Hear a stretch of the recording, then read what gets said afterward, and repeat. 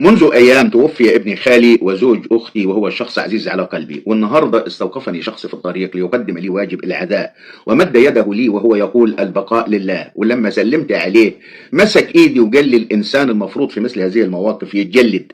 وأنا مع علمي بأن كلمة يتجلد هي مصطلح عندنا في الصعيد بمعنى يصبر، إلا إني سألته إيه معنى يتجلد، وأنا بصراحة كان الغرض من سؤالي إني أنا أطول معاه الحديث شوية لأني أنا مش عارف هو مين.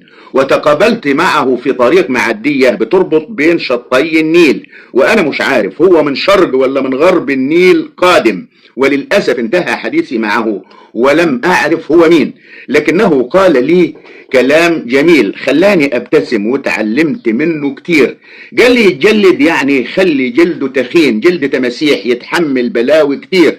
يتجلد يا أستاذ يا مثقف يعني ما يبقاش أحمق. يتجلد يا أستاذ يا مثقف يعني يصبر صبر جميل. وربنا قال في القرآن الكريم واصبر وما صبرك إلا بالله، لأن الصبر هو أن تقبل ما لا ترضاه بنفس راضية صافية مطمئنة وتسلم بأن هذا قضاء الله.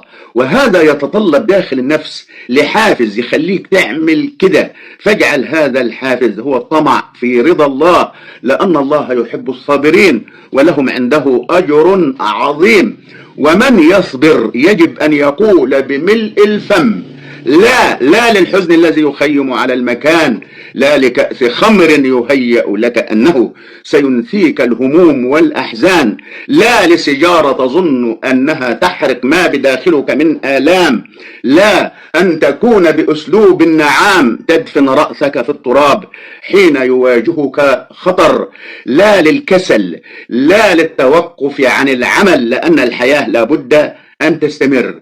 يجب علينا أن نقول في هذه الحياة ألف لا حتى نصبر كما أمرنا الله سبحانه وتعالى. أفهمت معنى يتجلد يا مثقف؟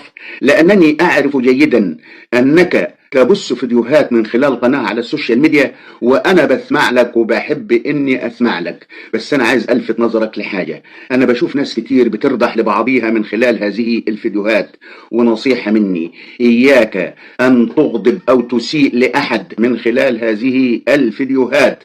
أنا بعرفك قبل ما أسمع فيديوهاتك وبعرف إنك جد الجد، واللي فتحت له باب لو رد في وشك 1000 باب اعرف إنه ده ما يستاهلش حتى العتاب. إياك أن تعاتب شخص كهذا، لأنه ببساطة هناك يوم للحساب، والله سيؤتي كل إنسان الجزاء الذي يستحقه. سيب الناس لله، سيب كل شيء لله، ومحدش عارف مين ظالم ومين مظلوم.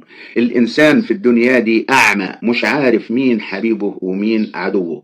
أنا يا ابن عمي كان ليا أخ توفي من أكثر من 10 سنوات، عملت مع زوجته وأولاده كل اللي أقدر عليه من خير، وكتير كنت بسامح في غلطهم لأنهم كانوا صغيرين، ولكن مع تكرار الغلط وهم أصبحوا كبار في السن في يوم انفجرت فيهم. الأم فهمتهم إنه عمكم بيعايركم، وبدأوا الأولاد ياخدوا في وشهم. وأنا مسكت الابن الأوسط منهم وقلت له يا ابني، الأب لما يقول لأولاده أنا عملت معاكم كذا وكذا وكذا، هو مش بيعايرهم، هو بيقول لهم أنا ما أستحقش منكم اللي انتوا بتعملوه معايا. ولكن الولد ما فهمش، وهو واخواته خدوا في وشهم وقالوا يا فكيك. كل واحد فيهم يمشي منفوخ ويقول يا أرض تهدم عليك كدي، وكأن الدنيا بأكملها أصبحت تحت أقدامه وهو يسير عليها، رغم أنه أي واحد منهم لو كان مع أبوه ساعة ما روحه طلعت أبوه كان هيقول له عمك ثم عمك ثم عمك. أنا ليا أخ تاني توفاه الله منذ 2 سنين، ابن أخويا البيه معزنيش فيه، وهو يا ابني اللي بيعزي حد في ميت ليه عزاه بيعمل ايه؟ اهم حاجة تعزي نفسك. وسابني ومشي وما عرفتش هو مين، فلو سمعني في هذا الفيديو ارجوه يقول لي هو مين.